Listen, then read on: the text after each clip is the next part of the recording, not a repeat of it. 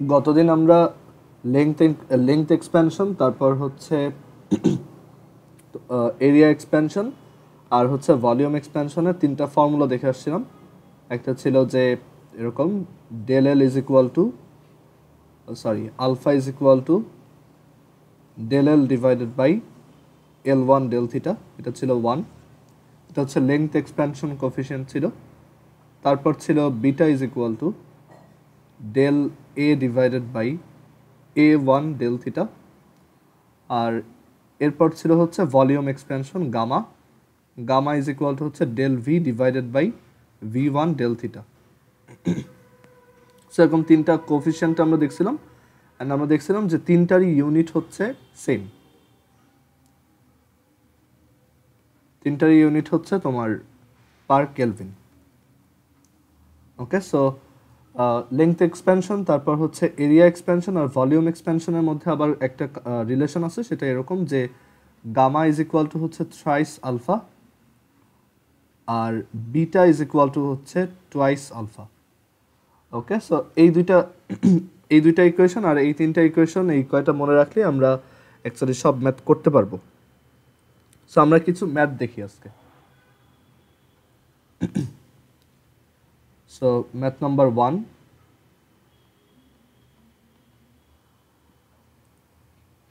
এটা হচ্ছে length of copper wire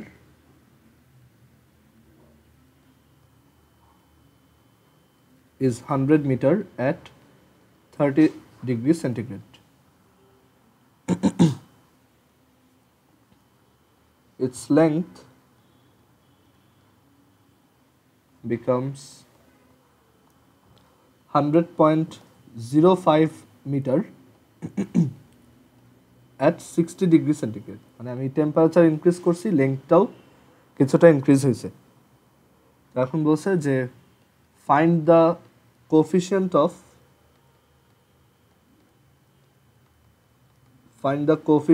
of length expansion of copper.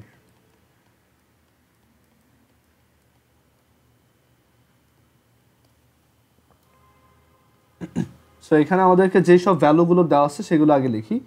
First of all আমাদের এখানে ইনিশিয়াল লেংথটা দেওয়া আছে, L1 ইকুয়ালস হচ্ছে 100 মিটার।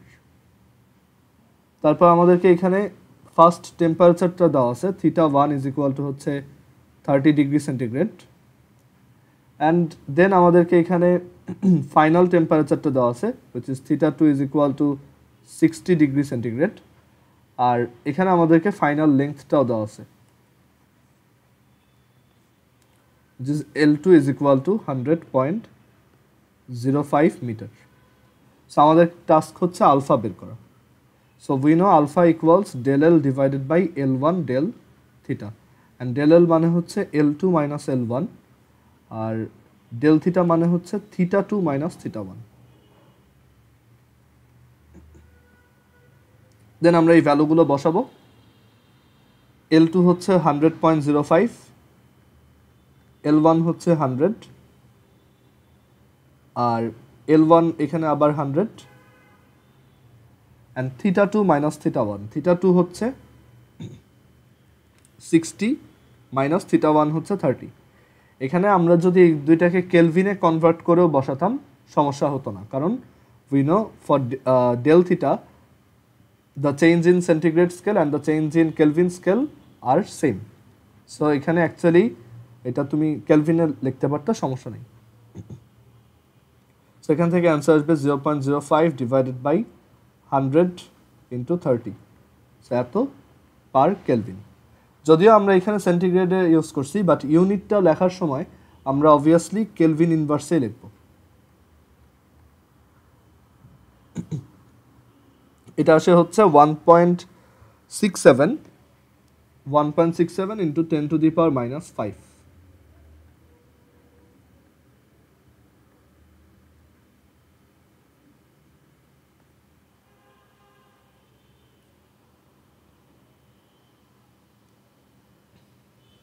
আচ্ছা, এরপরের কোশ্চেন দেখো, math 2।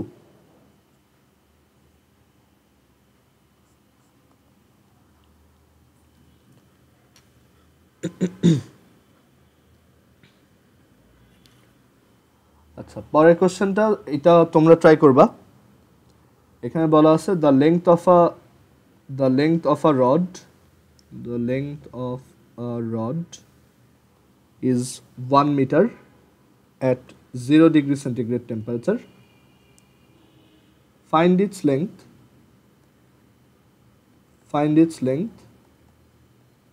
at 50 degree centigrade temperature. আমাদেরকে এখানে তোমার coefficient of length expansion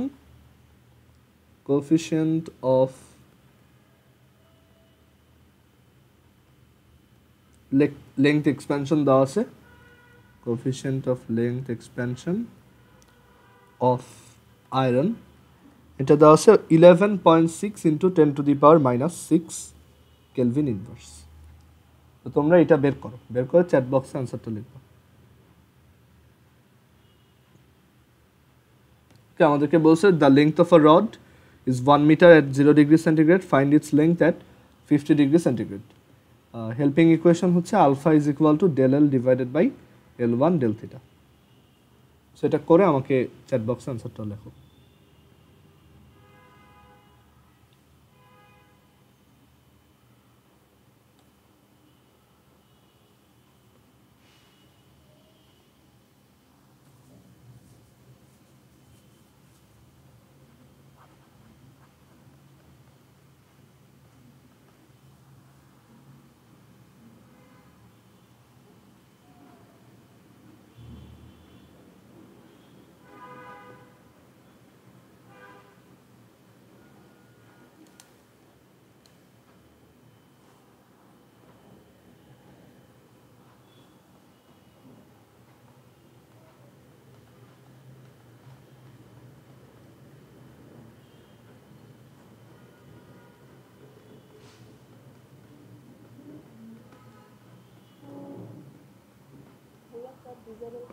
ও আচ্ছা আচ্ছা, সরি আমি ওটা মন ছিল না। হ্যাঁ, এখন দেখো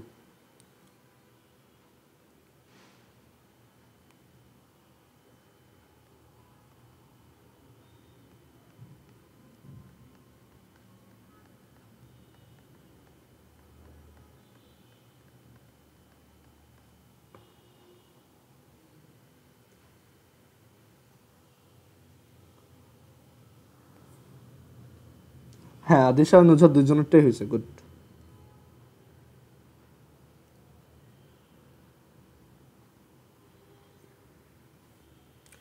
যাদের হয়ে যাবে তারা পরেরটা ট্রাই করো।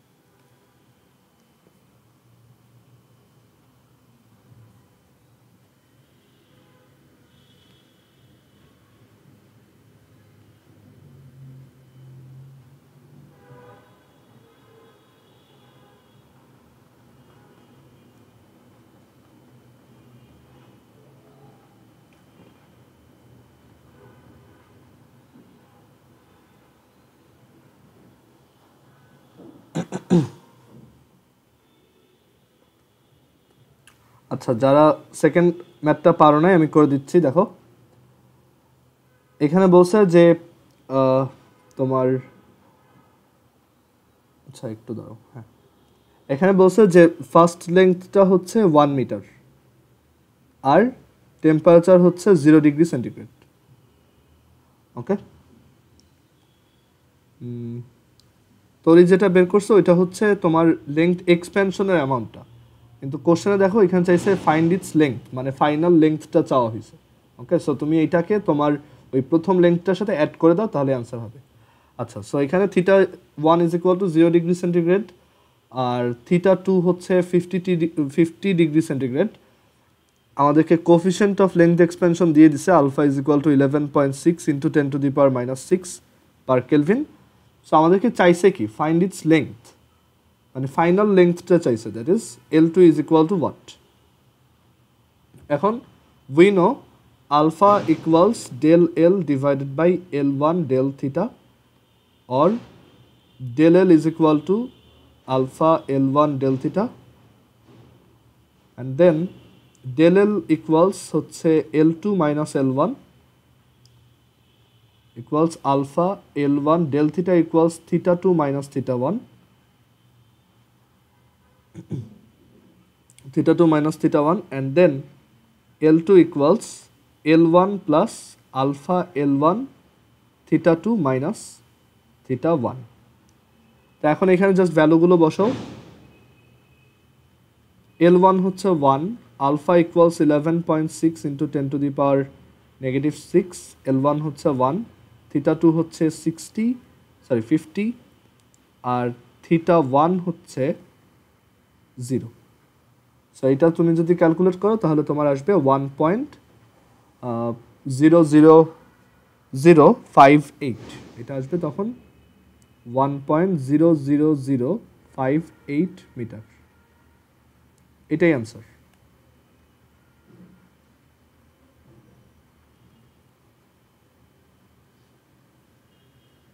ওকে, আচ্ছা এবার ম্যাথ নাম্বার 3-তে আসো। ম্যাথ নাম্বার 3 সেম, এখানে জাস্ট ডেল এলটা বের করতে বলছে। আর এখানে একটা জিনিস হচ্ছে যে এই যে ওয়াটার ভেপার পাস করতেছি, সো ওয়াটার ভেপার পাস করানো মানে হচ্ছে অ্যাকচুয়ালি তুমি 100 ডিগ্রি সেন্টিগ্রেডের ওয়াটার ইয়া করতেছো, রাইট? ওয়াটার ভেপার টেম্পারেচার তো 100 ডিগ্রি সেন্টিগ্রেড। সো এখানে আমার থিটা 2টা ইনডাইরেক্টলি বলা আছে যে এটা হচ্ছে 100 ডিগ্রি সেন্টিগ্রেড, আর থিটা 1 হচ্ছে 0 degree centigrade, and then L1 হচ্ছে 300 মিটার। সো আমাদেরকে এখানে ডেল এল বের করতে বলছে, how much will the pipe expand, and alpha দেওয়া আছে যে আগের কোশ্চেনে, ওইটাও আয়রনের ছিল, এখানেও iron pipe, so same.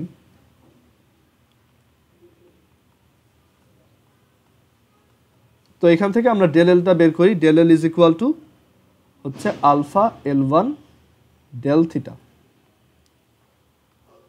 Alpha হচ্ছে 11.6 into 10 to the power minus 6, L1 হচ্ছে 300, আর ডেল থিটা হচ্ছে 100 মাইনাস 0। সো এটা ক্যালকুলেট করো, ক্যালকুলেট করলে কত আসবে? 0.0438 0.0438 মিটার।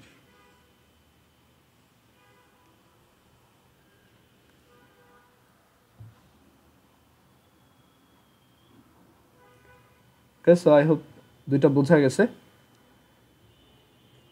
কারো কোশ্চেন আছে এই পর্যন্ত? আচ্ছা, তাহলে আমি পরের ম্যাথে যাই। দেখো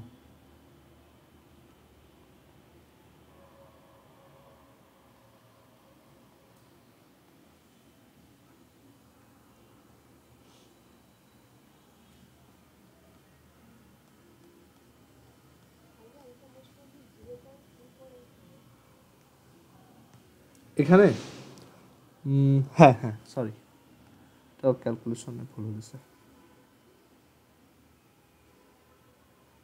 এরকম 0.0348 0.348। আচ্ছা, সো এখন এর পরের কোশ্চেনটা দেখো, the volume of a bullet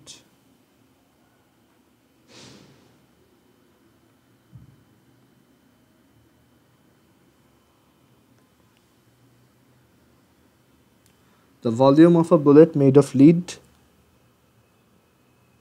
at 0 degree centigrade is 2.5 centimeter cube,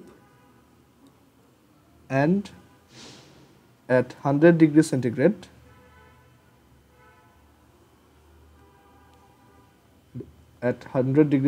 its volume is 0.02 centimeter cube, sorry, and at 100 degree centigrade its volume increases 0.02 centimeter cube, increases by এত। সো এখন এখানে আমাদেরকে যেটা বের করতে বলছে, find the length expansion coefficient of lead. Length expansion coefficient দৈর্ঘ্য প্রসারণ সহগ বের করো of lead.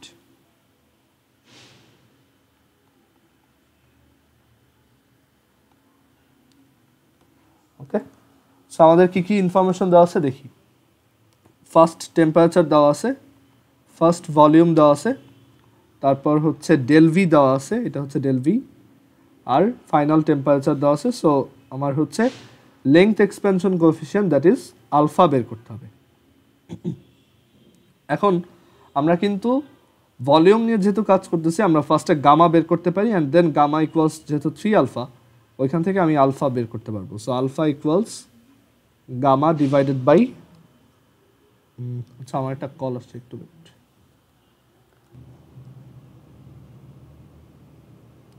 ওকে, সো এখানে আমাদের আলফা যদি আমরা বের করি, সরি আলফা যদি বের করতে চাই তাহলে গামা লাগবে, অ্যান্ড আমি আলফা এভাবে বের করতে পারবো যে আলফা ইজ ইকুয়াল টু হচ্ছে গামা ওভার 3। সো আমি গামাটা বের করি, গামা ইজ ইকুয়াল টু হচ্ছে del V divided by V one del theta, আর এটা হচ্ছে সেই 3। তো এখন এখানে ডেল ভি কত সব ইনফরমেশন দেওয়াই আছে। ডেল ভি হচ্ছে 0.02 সেন্টিমিটার কিউব, তুমি চাইলে মিটার কিউবে নিতে পারো, বাট এটা অ্যাকচুয়ালি ম্যাটার করে না, কারণ এখানে একটা ভলিউমের ইউনিট বসতেছে, আবার এখানেও বসতেছে। সো এসেনশিয়ালি দুইটা কাটা চলে যাবে। সো তোমার ওইখানে ওইটা নিয়ে করতে হবে না। সো তুমি এটা চাইলে জাস্ট সেন্টিমিটার কিউবে লিখতে পারো, আর মিটার কিউবে নিতে চাইলে এখানে একটা 10⁻⁻6 দিয়ে মাল্টিপ্লাই করবা। ওকে, সো 0.02 এটা হচ্ছে 2.5, আর ডেল থিটা হচ্ছে 100 - 0 দ্যাট ইজ 100, আর এটা হচ্ছে 3। সো তুমি এটা ক্যালকুলেট করলে আলফার ভ্যালুটা পেয়ে যাবে। আলফার ভ্যালু আসবে হচ্ছে তোমার 2.67 × 10⁻⁻6।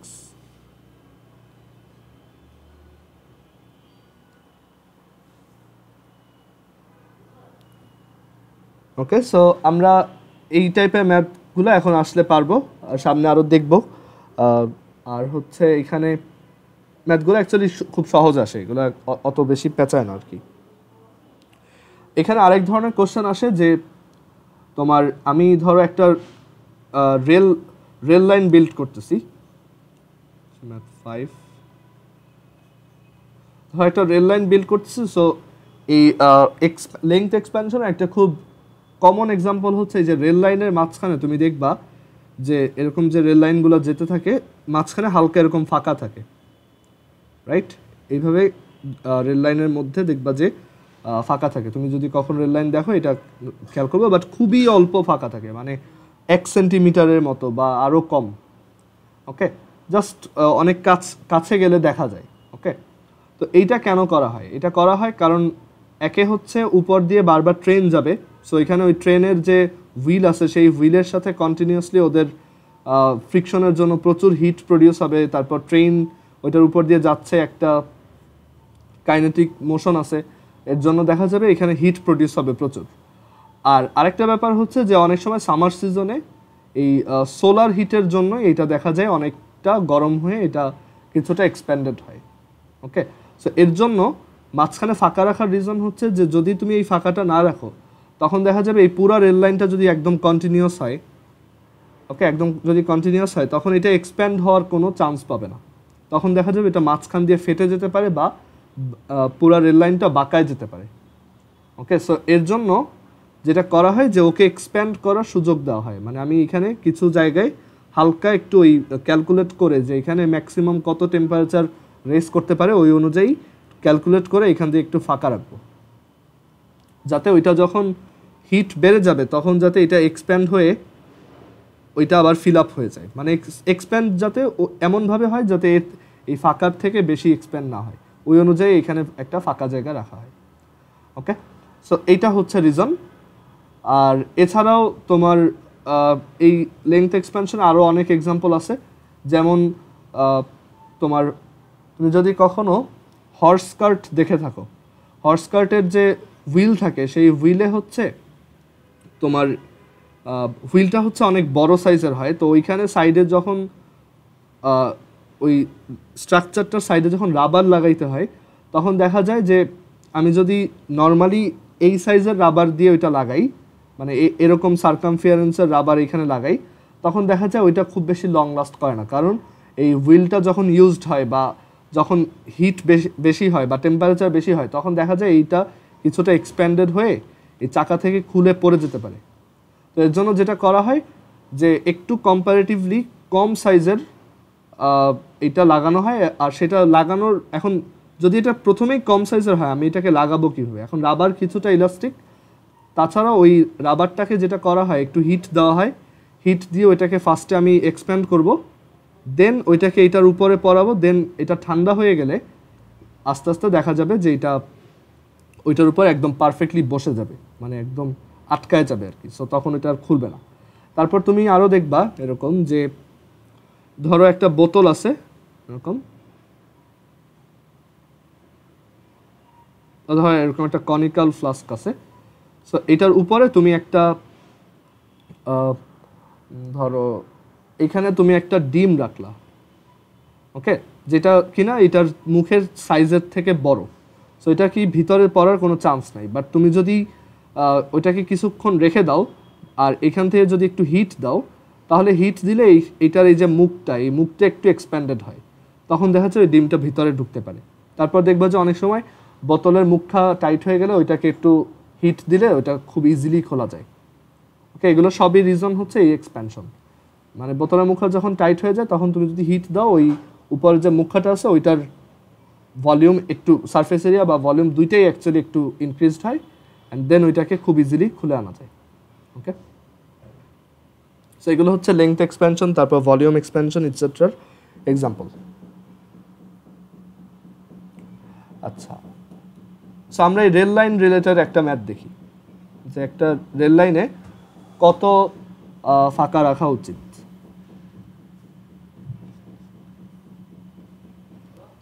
তো আমাকে বলা হইলো যে একটা রেল লাইনের এক একটা যে এরকম এক একটা সেগমেন্ট, সেই এক একটা সেগমেন্টের লেংথ হচ্ছে তোমার 5 মিটার, এক একটা লেংথ সেগমেন্ট হচ্ছে 5 মিটার করে।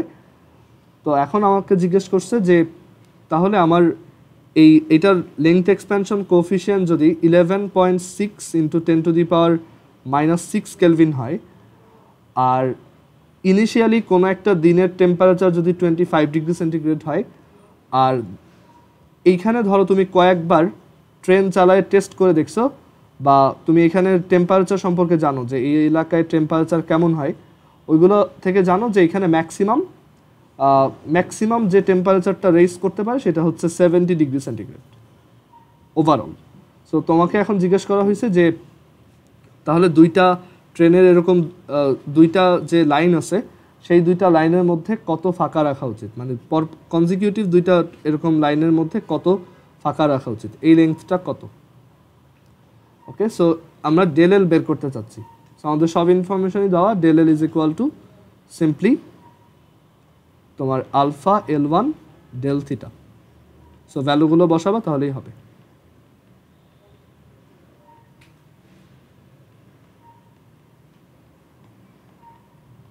অ্যান্ড অনেক সময় ক্রিয়েটিভে কোশ্চেনগুলো এভাবে আসে যে এই রেল লাইনটা কি সেফ কিনা। তো তখন তুমি দেখবা যে এই ডেল এল এর অ্যামাউন্টটা তোমাকে তখন একটা ডেল এল বলে দিবে কোশ্চেনে। তো ধরো এখানে আমরা ডেল এল যেটা বের করবো সেটা যদি ওই ডেল এল থেকে কম আসে তাহলে তোমার বুঝতে হবে যে এটা সেফ, মানে অলরেডি ইনাফ ফাঁকা রাখা আছে।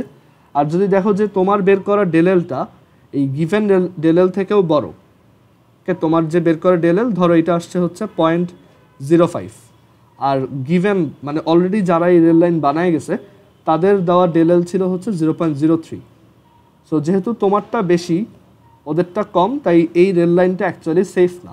কারণ তুমি জানো যে এখানে যখন এরকম টেম্পারেচার রেজ করবে এটা 0.05 মিটার পর্যন্ত ইনক্রিজ হতে পারে, বাট অলরেডি যারা এটা কনস্ট্রাক্ট করে গেছে তারা এটা 0.03 মিটার রাখছে। সো যখন এরকম টেম্পারেচার রেজ হবে এরকমভাবে এক্সপ্যান্ড হবে, আর তখন রেল লাইনটা দেখবে যে এরকম 0.03 থেকে বেশি এক্সপ্যান্ড হওয়া যাচ্ছে না, তখন এটা বাঁকায় যাবে। ওকে, এটা তখন বাঁকায় যেতে পারে। ক্লিয়ার? আচ্ছা, তারপর লেংথ এক্সপেনশনের আরেকটা এক্সাম্পল এরকম যে তুমি দেখবা যখন দুইটা টেলিফোন পিলারের মধ্যে, ধরো এটা একটা টেলিফোন পিলার আর এটা একটা টেলিফোন পিলার, এটা হচ্ছে এ, এটা হচ্ছে বি। সো দুইটা টেলিফোন পিলারের মধ্যে তুমি যদি কখনো দেখো যে ওয়্যার লাগাচ্ছে, দেখবো যে ওয়্যারগুলো একটু ঢিলা করে লাগায় এরকম। কেন? মানে তুমি ভাবতেই পারো যে ঢিলা করে লাগাইলে তো এখানে আমার লেংথ বেশি লাগতেছে, লেংথ বেশি লাগলে কস্ট বেশি, একদম টান টান করে লাগাইলে কি হয়? সো এটা কেন করা হয় না? এটা করা হয় না কারণ যদি টান টান করে লাগায়, লেংথ যেভাবে এক্সপ্যান্ড হয় সেভাবে কিন্তু কন্ট্রাক্ট হয়। ওকে, যখন টেম্পারেচার কমে আসে তখন কিন্তু লেংথ কন্ট্রাক্ট হয়, মানে ডেল থিটার ভ্যালু যখন নেগেটিভ হয় আর টেম্পারেচার যখন তুমি কমাবা তখন ডেল এলটাও নেগেটিভ হবে, মানে লেংথ কন্ট্রাক্টেড হবে। সো ফার্স্টে যদি কেউ এটাকে টাইট করে লাগায়, ঠিক আছে, ধরো এখন সামার সিজন, এখন একজন এখানে এটাকে টাইট করে লাগাইলো, মানে এখানে কোনো ধরনের স্লাগ নাই, তো এখন এটা যখন উইন্টার সিজন আসবে তখন এটা কন্ট্রাক্টেড হইতে যাবে, মানে দুই সাইড থেকে এরকম কন্ট্রাক্টেড হইতে যাবে অ্যান্ড দেন দেখা যাবে যে এটা ছিঁড়ে যাবে। ওকে, সো এর জন্যই যখন ইউজুয়ালি তোমার সামার সিজনে কোনো একটা দুইটা পিলারের মধ্যে এরকম ওয়্যার লাগানো হয়, তখন যেটা করা হয় সেটা হচ্ছে একটু ঢিলা করে লাগানো হয়। ওকে, একটু এরকম করে লাগানো হয় যাতে এটা কখনো কোনো এই তোমার লেংথ এক্সপ্যানশনের জন্য বা কন্ট্রাকশনের জন্য কোনো ধরনের প্রবলেমে না পড়ে।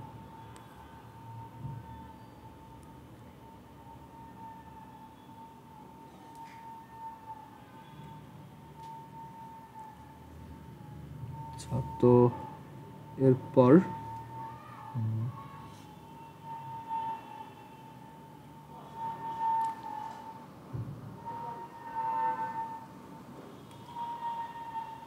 আচ্ছা, এরপরের কোশ্চেনটা এরকম, মানে আমরা এই রিলেটেড একটা স্মল ম্যাথ দেখি, ম্যাথ 6।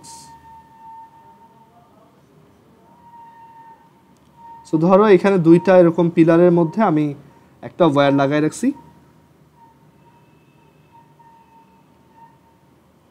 সো সেটাকে একটু ঢিলা করে লাগানো, মানে এই দুইটার মধ্যে যে ডিরেক্ট যে লেংথটা আমি সেই পরিমাণ লেংথ ইউজ করি নাই, আমি এখানে একটু বেশি লেংথ দিছি অ্যান্ড সেটা এরকম যে সেই লেংথ, সেইটাকে যখন আমি এভাবে ঝুলাই দিই ওই ওয়্যারটাকে, অ্যান্ড সেই মাঝখানে যদি আমি কোনো একটা অবজেক্টকে ঝুলাই, মানে এখানে আমি আরেকটা সুতা দিয়ে এইখান দিয়ে একটা অবজেক্টকে ঝুলাই দিলাম, এখানে একটা অবজেক্টকে ঝুলাই দিলাম, তো তখন দেখা যায় ওয়্যারটা এইভাবে থাকে। ওকে, ওয়্যারটা হচ্ছে এইভাবে থাকে। আর এখানে তোমাকে আরও বলা আছে যে এই অ্যাঙ্গেলটা 5 ডিগ্রি, এই অ্যাঙ্গেলটা হচ্ছে 5 ডিগ্রি, আর ওয়্যারের এই যে লেংথটা, এই যে এই অবস্থায় ওয়্যারের যে লেংথটা, এই ওয়্যারের লেংথটা হচ্ছে তোমার 6 মিটার। ওকে, এই অবস্থায় ওয়্যারের লেংথ হচ্ছে 6 মিটার, এটা হচ্ছে সামার সিজন। আর ওই সময় আমি কি করলাম, আমি একটা অবজেক্টকে এখান থেকে ঝুলাই দিছি, আর তখন দেখা গেছে যে ওয়্যারটা এইভাবে হরাইজন্টালের সাথে 5 ডিগ্রি অ্যাঙ্গেল প্রডিউস করে, দুই সাইডেই, এই পাশেও 5 ডিগ্রি অ্যাঙ্গেল প্রডিউস করে। ওকে, সো এখন আমি জিজ্ঞেস করলাম যে এরপর আমি যখন এই অবজেক্টটাকে খুলে নিব, অবজেক্টটা খুলে নিলে সামার সিজনে এটা দেখতে কেমন হবে তুমি বুঝতেই পারতেছো, তখন এটা দেখতে কিছুটা এরকম হবে। ওকে, তো এখন আমি জিজ্ঞেস করলাম এরপর যখন উইন্টার সিজন আসবে, তো যখন উইন্টার সিজন আসবে তখন দেখা গেছে যে এই দুইটার মধ্যে, মানে এই দুইটা পিলারের মধ্যে এখন এই ওয়্যারটা একদম টান টান অবস্থায় আছে। সামার সিজনে এরকম ছিল এই যে এই দুইটা, দেন উইন্টার সিজনে গিয়ে এটা একদম এইভাবে টান টান অবস্থায় চলে আসছে। এখন আমাকে জিজ্ঞেস করা হয়েছে যে সামার সিজনে যদি 30 ডিগ্রি সেন্টিগ্রেড টেম্পারেচার থাকে তাহলে তোমার উইন্টার সিজনের টেম্পারেচার কত। এখানে এই ওয়্যারটা হচ্ছে রাবারের, আর সেই রাবারের আলফা ইজ ইকুয়াল টু হচ্ছে, দাঁড়াও আমি একটু চিন্তা করে বলি কত দেওয়া যায়।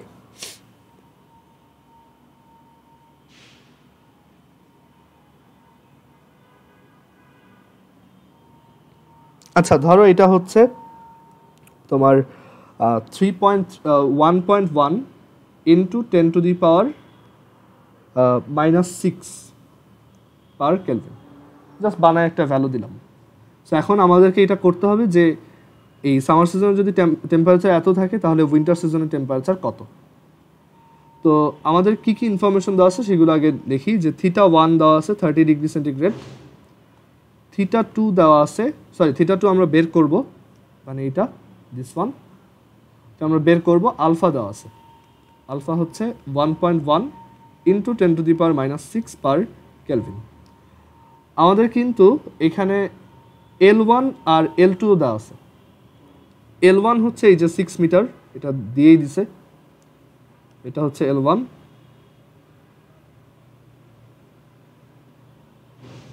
মানে এই অবস্থায়ও এটা কি 6 মিটারই আছে, রাইট? বাট এইখানে L2টাও কিন্তু তোমাকে দিয়ে দিছে। কীভাবে L2 দিছে এখানে তো আমি এই লেন্থটা বলি নাই, বাট সেটা তুমি একটু ট্রিগোনোমেট্রি খাটাইলেই বুঝবা।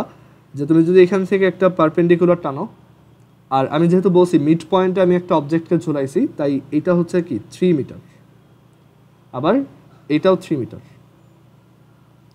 তাহলে এইটুক কত? এটা যদি 3 হয়, এটা একটা রাইট অ্যাঙ্গেল, এটা একটা অ্যাঙ্গেল 5, তাহলে এটা হচ্ছে 3 cos 5 ডিগ্রি। ওকে, এখানে cos 5 মানে হচ্ছে এই বেস বাই হাইপোটেনাস, সো এটা হচ্ছে 3 cos 5, সো ডাবলটা হচ্ছে 2 into 3 cos 5, that is 6 cos 5। এটার লেন্থ হচ্ছে 6 cos 5 ডিগ্রি। সো আমাদের L2টাও দেওয়া আছে, L2 হচ্ছে 6 cos 5 ডিগ্রি। সো এখন ডেল থিটা থেকে θ2 বের করবা। We know del L is equal to alpha L1 del theta. So del theta is equal to del L by alpha L1. Del theta means θ2 minus θ1. Del L means L2 minus L1. এটা হচ্ছে alpha L1. So θ2 equals θ1 plus L2 minus L1 divided by alpha L1. So এখন ভ্যালুগুলো বসাও। θ1 হচ্ছে 30°C, L2 হচ্ছে 6 cos 5 degrees,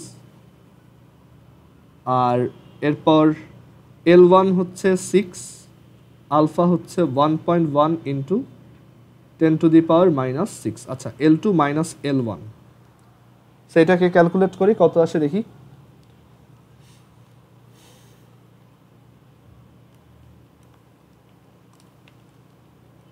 এটা আসে হচ্ছে, আচ্ছা এটা অনেক উইয়ার্ড রেজাল্ট আসছে। অ্যাকচুয়ালি আলফার ভ্যালুটা একটু ভালো দেওয়া উচিত।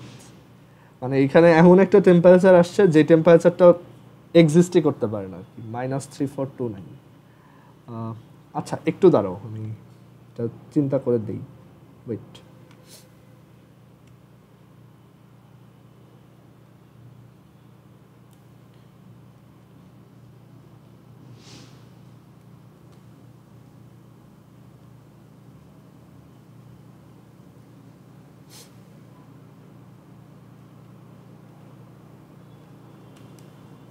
এখানে আলফার ভ্যালুটা আমরা একটু চেঞ্জ করে দিচ্ছি।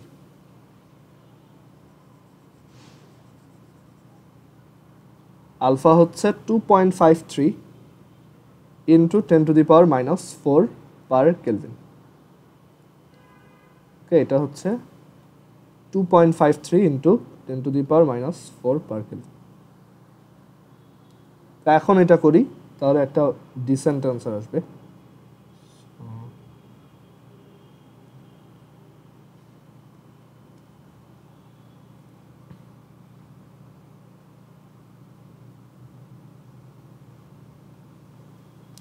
সো এটা ক্যালকুলেট করলে কত আসে দেখি।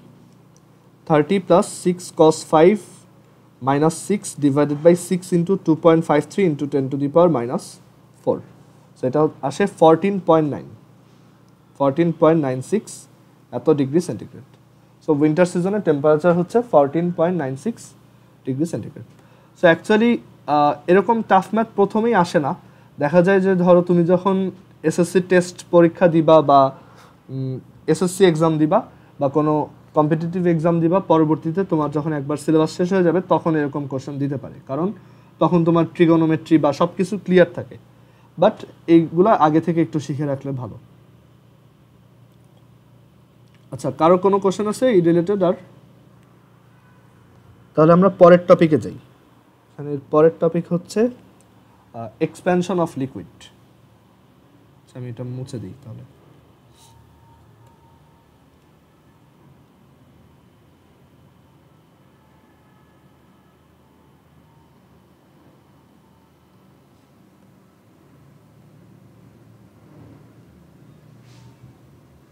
আচ্ছা, সো তুমি ভাবতে পারো যে এটা আবার আলাদা করে কেন পড়তেছি, কারণ অ্যাকচুয়ালি আমাদের তো এক্সপেনশন অফ লিকুইড যেটা, এটা তো জাস্ট একটা ভলিউম এক্সপেনশন, রাইট? লিকুইডের তো জাস্ট একটা ভলিউমই হয়। সো ওই ভলিউম এক্সপেনশন তো আমরা পারি, সো ওইটা দিয়েই তো করা যায়। বাট এইখানে অ্যাকচুয়ালি একটু ক্যাচ আছে, সেটা হচ্ছে যে expansion of liquid in container, এখানে একটা এরকম থিওরি আছে যে ধরো তোমার এখানে একটা কন্টেইনার আছে,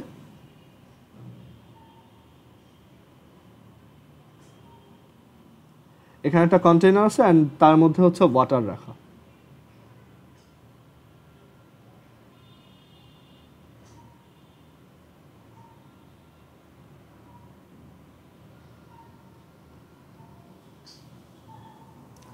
সো এখন আমি যদি এটাকে হিট দেই, তাহলে হিট দিলে নর্মালি যেটা হওয়ার কথা, এটা একটা মানে অবভিয়াসলি ওয়াটার একটা ভলিউম এক্সপ্যানশন কোএফিসিয়েন্ট আছে, অ্যান্ড দেন ওইটার জন্য ও হচ্ছে কিছুটা উপরে উঠবে, রাইট? এখানে আমরা এরকমই একটা জিনিস দেখতে পাবো যে ওয়াটারটা একটু হিট দেওয়ার পর ওয়াটার লেভেলটা একটু ইনক্রিজ হবে।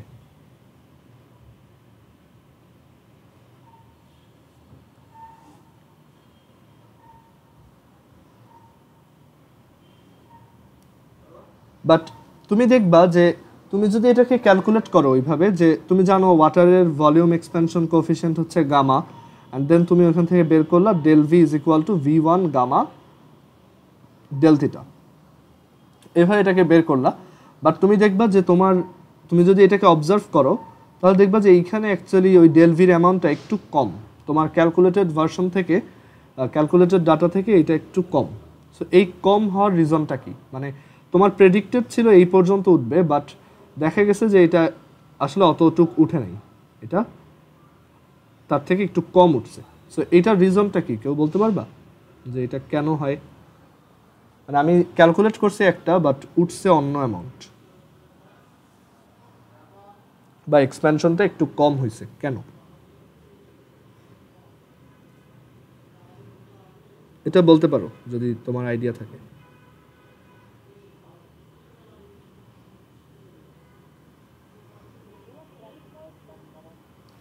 হ্যাঁ হ্যাঁ, আবার বলো। হ্যাঁ হ্যাঁ, এটাই, যে এখানে আমি যখন একটা কন্টেইনারে এটাকে রাখবো, অ্যান্ড দেন আমি যদি এটাকে হিট দেই, তখন লিকুইডটা তো এক্সপ্যান্ড হয়ই, বাট এই যে কন্টেইনারটা থাকে, এই কন্টেইনারটাও তো এক্সপ্যান্ড হবে, রাইট? সো দেখা যায় যে পানিটা অ্যাকচুয়ালি অনেক উপরেই উঠতো, মানে পানিটা যদি এই পটটা না হইতো, এক্সপ্যান্ডেড না হইতো, তখন দেখা যেত পানিটা এই পর্যন্ত ধরো উঠছে। বাট এই কন্টেইনারটা পরবর্তীতে আবার একটু বড় হবে, মানে এই কন্টেইনারটা একটু এভাবে সাইজে বড় হবে।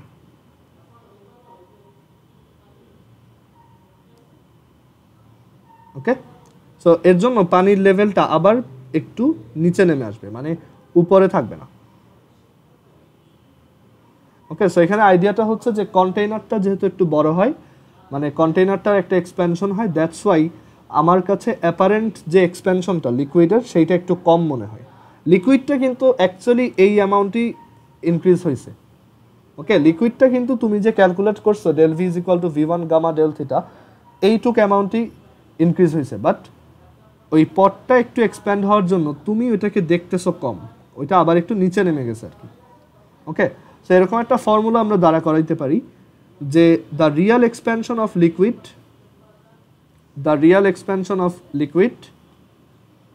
it R for real, মানে অ্যাকচুয়ালটা, the real expansion of liquid is equal to the apparent expansion of liquid, মানে যেটা তুমি এইখানে দেখতেছো apparent expansion of liquid plus the expansion of the container.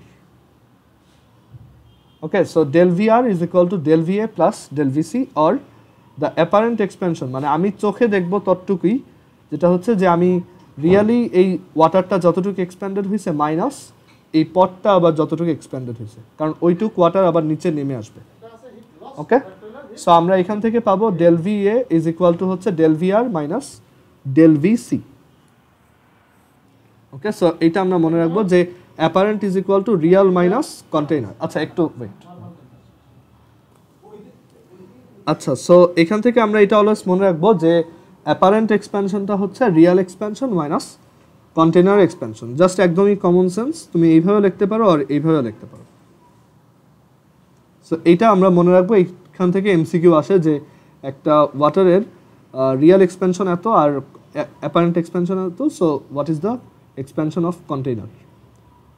আবার অনেক সময় এভাবে ফুল ম্যাথ করতেও বলতে পারে তোমাকে, ধরো আমি একটা ম্যাথ দেই এখানে, ধরো এই হচ্ছে একটা কন্টেইনার,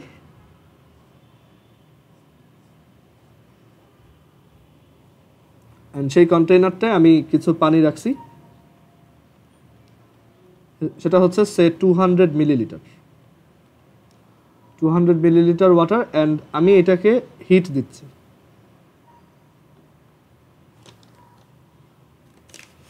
সো হিট দেওয়ার জন্য দেখা গেল যে এই ওয়াটারটা তোমার 2 মিলিলিটার উপরে উঠছে। ওকে, বাট তুমি অ্যাকচুয়ালি ক্যালকুলেট করে দেখলা ওয়াটারটার অ্যাকচুয়ালি হচ্ছে 5 মিলিলিটার ওঠার কথা। ওকে, এটা হচ্ছে তোমার রিয়াল এক্সপ্যানশনের অ্যামাউন্ট, যেটা তুমি ক্যালকুলেট করছো, ক্যালকুলেশনের সাথে তো অবভিয়াসলি উল্টাপাল্টা হবে না। সো এটা হচ্ছে তোমার রিয়াল এক্সপ্যানশন, বাট তোমার চোখের সামনে যেটা হচ্ছে সেটা হচ্ছে অ্যাপারেন্টটা হচ্ছে তোমার 2 মিলিলিটার। এইটা, সো এখান থেকে তুমি তাহলে বের করতে পারবা what is the expansion of container. আর অনেক সময় একদম ডিটেইলড ম্যাথও দিতে পারে, তোমাকে কন্টেইনারের ভলিউম এক্সপ্যানশন কোএফিশিয়েন্ট দিয়ে দিবে, তারপর হচ্ছে ওয়াটারের ভলিউম এক্সপ্যানশন কোএফিশিয়েন্ট দিয়ে দিবে, তুমি তখন এইভাবে বের করবা যে ওয়াটারের রিয়াল ভলিউম এক্সপ্যানশন হচ্ছে V1, মানে ওয়াটারের ইনিশিয়াল ভলিউম টাইমস ওয়াটারের volume expansion coefficient into del theta. আর তুমি এইভাবে সিমিলারলি কন্টেইনারেরটাও বের করবা, তোমাকে দেখবা যে কন্টেইনারেরও ভলিউম দেওয়া আছে ইনিশিয়াল। এখানে আমি এটাকে V1 না লিখে কাজ করি, VW1 লিখি, আর এটা হচ্ছে VC1, মানে কন্টেইনারের ইনিশিয়াল ভলিউম, কন্টেইনারের গামা দেওয়া থাকবে, অ্যান্ড ডেল থিটা ওই সেম, দুইজনের ক্ষেত্রে ডেল থিটাটা সেম। দেন এইখান থেকে তুমি অ্যাপারেন্টটা বের করতে পারবা।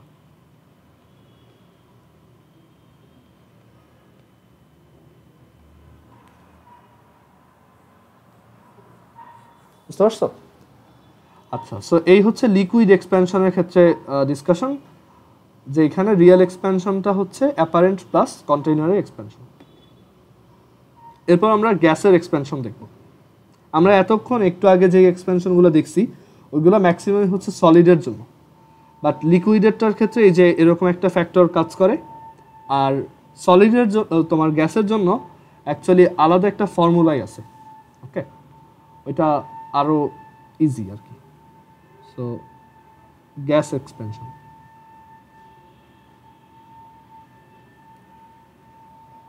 গ্যাস এক্সপ্যানশনটা হচ্ছে অ্যাকচুয়ালি চার্লস ল নামে একটা ফর্মুলা আছে, সেই চার্লস ল দিয়ে হয়। ওকে, চার্লস ল, একটা গ্যাস টেম্পারেচারের সাথে সাথে কীরকম ভাবে এক্সপ্যান্ড করবে সেটা অ্যাকচুয়ালি চার্লস ল দিয়ে ডিটারমাইন্ড হয়। সো এখানে আইডিয়াটা হচ্ছে যে চার্লস ল বলে the volume is proportional two temperature. যে কোনো একটা আইডিয়াল গ্যাসের, এটা হচ্ছে only applicable for ideal gas, only for ideal gas. And ideal gas বলতে অ্যাকচুয়ালি কিছু নাই, কোনো একটা গ্যাস অনেক হাই টেম্পারেচার আর লো প্রেশারে হচ্ছে আইডিয়াল গ্যাসের মতো বিহেভ করে। আইডিয়াল গ্যাস হচ্ছে একটা জাস্ট থিওরিটিক্যাল কনসেপ্ট। সো এখানে চার্লস ল বলে যে ভলিউম হচ্ছে টেম্পারেচারের প্রপোর্শনাল। কোনো একটা গ্যাসের ভলিউম তুমি যত ইনক্রিজ করবা, তার ভলিউম টেম্পারেচার যত ইনক্রিজ করবা, ভলিউমটা তত প্রপোর্শনালি ইনক্রিজ হবে। অ্যান্ড এখানে আরেকটা ইম্পর্টেন্ট জিনিস হচ্ছে এই টেম্পারেচারটা কেলভিন স্কেলে। আমরা যদি এটার একটা গ্রাফ ড্র করি, এটা দেখতে এরকম হবে।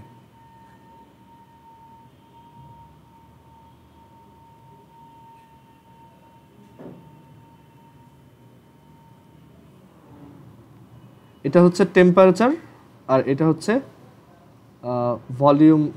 Volume at that temperature. Okay, V এটা হচ্ছে টি। তো এখানে এইটা হচ্ছে 0 পজিশন, 0 পজিশন এখানে ডট ডট দেওয়া এই জায়গাটাতে, কারণ অ্যাকচুয়ালি কখনো একটা 0 কেলভিনে মানে কখনো একটা অবজেক্টের টেম্পারেচার 0 কেলভিন করা যায় না। 0 কেলভিন হচ্ছে ইউনিভার্সের লিস্ট টেম্পারেচার, 0 কেলভিনের চেয়ে কম টেম্পারেচার ইউনিভার্সে এক্সিস্ট করে না। এটা হচ্ছে 0 পয়েন্ট। ওকে, এর থেকে কম টেম্পারেচার হয় না, এটা হচ্ছে 0 কেলভিন। অ্যান্ড থিওরিটিক্যালি বলা হয় যে একটা অবজেক্ট, একটা গ্যাসকে তুমি যদি 0 কেলভিনে নিয়ে যাও, যেহেতু ভলিউম হচ্ছে টেম্পারেচার প্রপোর্শনাল, তাহলে এটা টেম্পারেচার বাড়াইলে যেভাবে ভলিউম বাড়বে, টেম্পারেচার কমাইলে সেভাবে ভলিউম কমবে। সো ভলিউম কমতে কমতে একসময় এটা 0 হয়ে যাবে। সো থিওরিটিক্যাল একটা আইডিয়া এটা, যে একটা গ্যাসকে তুমি যদি 0 কেলভিন টেম্পারেচার বা -273 ডিগ্রি সেন্টিগ্রেড টেম্পারেচার নিয়ে যাও, ওইটার ভলিউমটা 0 হয়ে যাবে, যেটা আবার থিওরিটিক্যালি অন্য আরেকটা থিওরি দিয়ে ইম্পসিবল, কারণ একটা ম্যাটারের ভলিউম কখনোই 0 হয় না। ওকে, তার একটা লিস্ট ভলিউম থাকেই। ওকে, সেইগুলো হচ্ছে actually just theory, but actually এটা করা যায় না। আর অ্যাকচুয়ালি আইডিয়াল গ্যাস বলতেও কিছু নাই। সো এই হচ্ছে ভলিউম ভার্সেস টি গ্রাফ। যত টেম্পারেচার বাড়বে এটা লিনিয়ারলি বাড়তে থাকবে।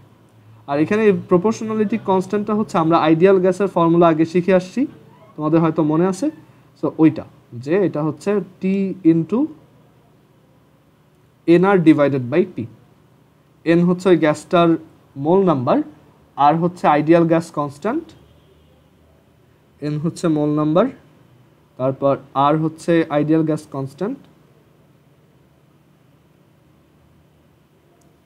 আর পি হচ্ছে দ্য প্রেশার, ওই গ্যাসটার রাইট নাও প্রেশার কত। এটা অত ইম্পর্টেন্ট না তোমাদের জন্য, জাস্ট জেনারেলি হবে যে চার্লস ল আর V is proportional to T. Formula হচ্ছে ওই P V is equal to N R T, ওইখান থেকে V is equal to N R T by P. আর গ্রাফটা দেখতে এরকম। আর যেসব গ্যাস আইডিয়াল গ্যাস না, তাদের জন্য আবার ওই গামা বের করা আছে, কোফিশিয়েন্ট অফ ভলিউম এক্সপেনশন। ওইভাবেও গ্যাসের ভলিউম বের করা যায়, যে del V is equal to V1 gamma del theta. But এইখানে এটা হচ্ছে একদম কেলভিনের সাথে কিভাবে প্রপোর্শনাল সেটা দেখানো আছে। ওকে, আর কোন একটা অবজেক্টের টেম্পারেচার অ্যাকচুয়ালি 0 কেলভিন রিচ করাইতে হইলে তোমাকে পুরো ইউনিভার্সের যত এনার্জি সোর্স আছে সব কিছু দিয়ে ওই অবজেক্টটাকে ঠান্ডা করাইতে হবে, তাহলে তুমি ওইটাকে 0 কেলভিনে নিতে পারবা, আদারওয়াইজ পসিবল না। ওকে, সো অ্যাকচুয়ালি 0 কেলভিনে কোনো অবজেক্টকে নিয়ে যাওয়া পসিবলই না।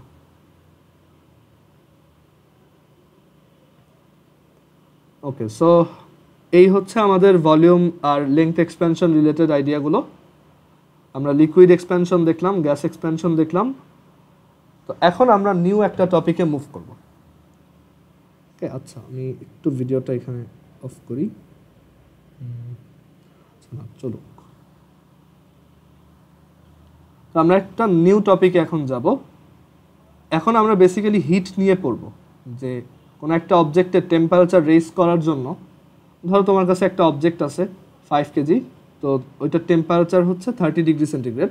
এখন তুমি জানতে চাচ্ছ যে এইটাকে যদি তুমি 50 ডিগ্রি সেন্টিগ্রেডে রেজ করতে চাও, তখন কতটুকু হিট সাপ্লাই দিতে হবে, অথবা তুমি এইটাকে 0 ডিগ্রি সেন্টিগ্রেডে নিয়ে যেতে চাচ্ছ, তখন কত হিট এখান থেকে বের করে নিতে হবে।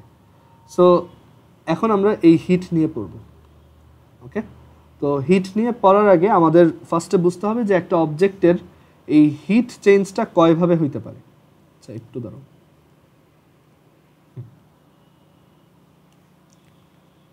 সো একটা অবজেক্টের হিট চেঞ্জটা অ্যাকচুয়ালি দুইটা পারপাজে হয়। একটা হচ্ছে for temperature increase, for temperature change, মানে তুমি একটা অবজেক্টের ভিতরে হিট দিলে তার টেম্পারেচার ইনক্রিজ করতে পারে, বা হিট বের করে নিলে তার টেম্পারেচার কমে আসতে পারে।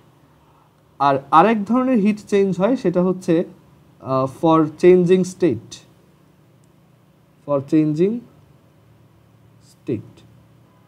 স্টেট বলতে ফিজিক্যাল স্টেট বোঝানো হচ্ছে, যে একটা অবজেক্ট এখন সলিড আছে সেটাকে তুমি লিকুইড করতে চাচ্ছ, বা একটা লিকুইড আছে সেটাকে ভেপার করতে চাচ্ছ, অথবা উল্টা দিকে যে ভেপারকে তুমি লিকুইড বানাইতে চাচ্ছ অথবা লিকুইডকে সলিড বানাইতে চাচ্ছ, তখন কতটুকু হিট সাপ্লাই দিতে হয় বা হিট বের করে নিতে হয়।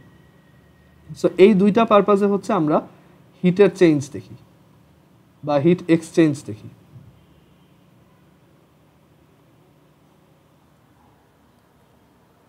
ওকে, সো আমরা এইগুলো বোঝার জন্য ফার্স্টে কিছু টার্ম শিখবো, নতুন টার্ম শিখবো। একটা হচ্ছে হিট ক্যাপাসিটি বা থার্মাল ক্যাপাসিটি,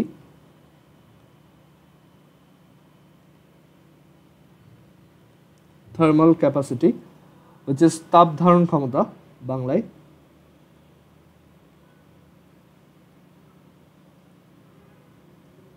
আর তাপ ধারকত্ব।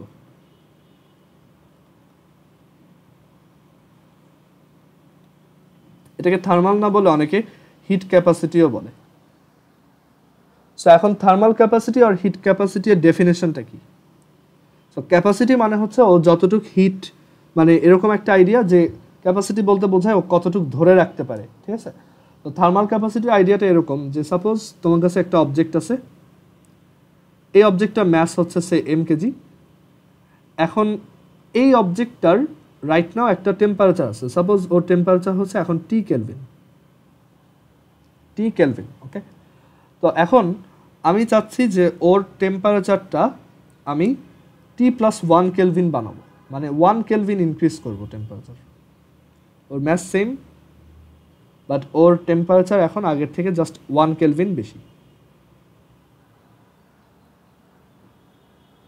তো এখন আমি জানতে চাচ্ছি যে এই যে +1 কেলভিন আমি তার টেম্পারেচার ইনক্রিজ করলাম, এইটার জন্য আমার কত হিট সাপ্লাই দিতে হবে? অবভিয়াসলি সাপ্লাই দিতে হবে, আদারওয়াইজ তো এটা এমনি এমনি টেম্পারেচার বাড়বে না।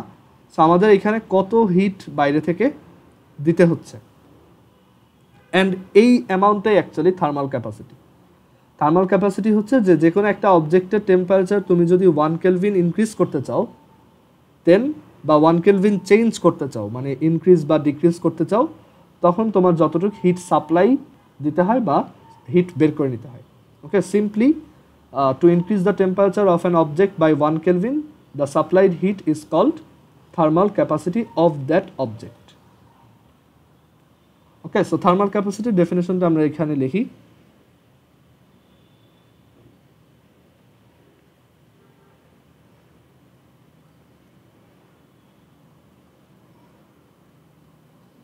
To increase the temperature of an object by 1 Kelvin,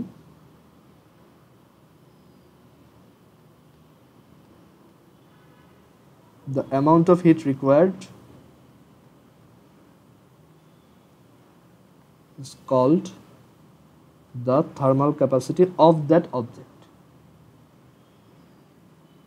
The thermal capacity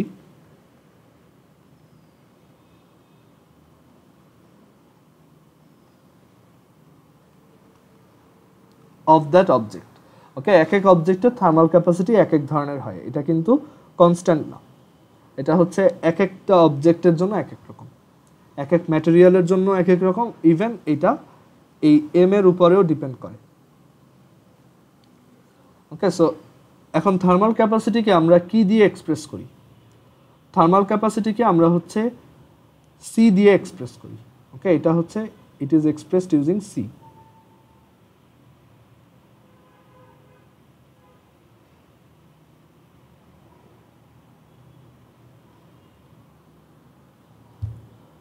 capital C দিয়ে আমরা এটাকে ইন্ডিকেট করি, অ্যান্ড এটার জন্য আমরা একটা এক্সপ্রেশন বের করব।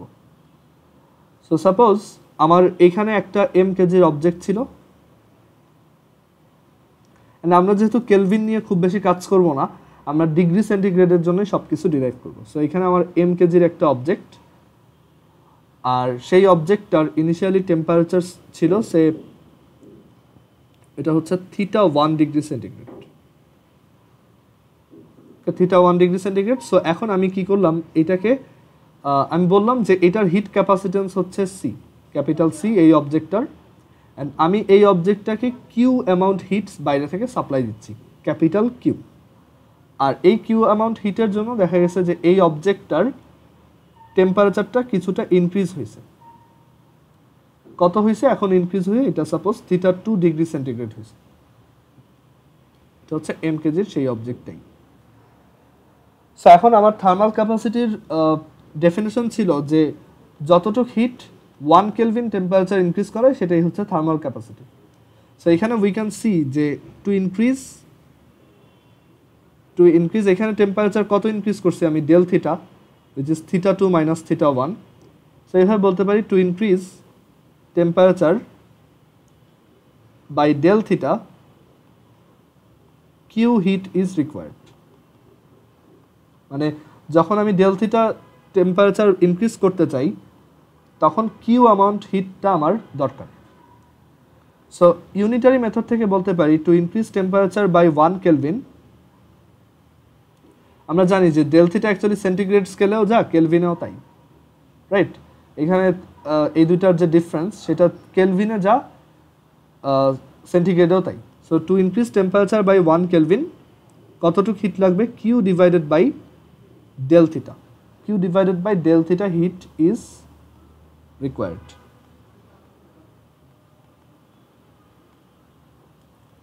ওকে, সো এইখান থেকে আমরা তাহলে পাচ্ছি C is equal to, C এর একটা এক্সপ্রেশন, এইটাই actually C is equal to Q over del theta. এখন এখানে আমি সাইডে একটু লিখি যে এটার ইউনিট কি। এটার ইউনিট হচ্ছে, দেখো, কিউ এর ইউনিট হচ্ছে জুল, আর ডেল থিটার ইউনিট হচ্ছে, আমরা যেহেতু কেলভিন দিয়ে করতেছি, এটা হচ্ছে পার কেলভিন, সেটার ইউনিট হচ্ছে joule per kelvin. The unit of thermal capacity is joule per kelvin. আর এই ডেল সি অ্যাকচুয়ালি এখানে আমরা লিখে রাখি যে it depends on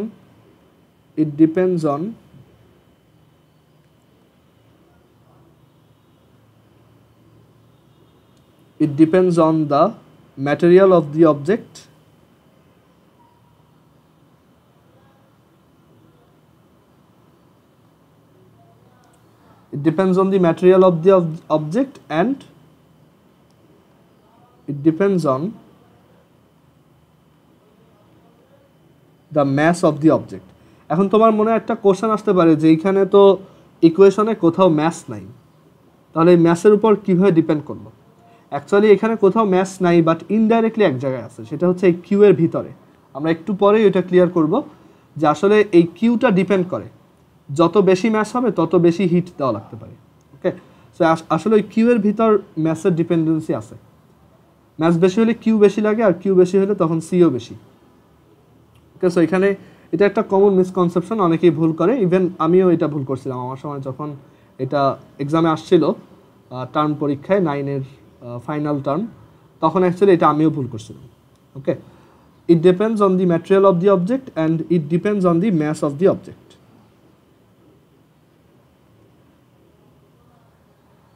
so heat capacity বা thermal capacity C is equal to Q divided by del theta.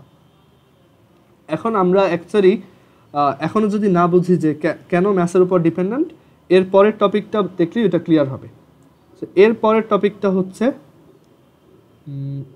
দাঁড়াও, ভিডিওটা এখানে স্টপ করে আরেকটা ভিডিও স্টার্ট করি।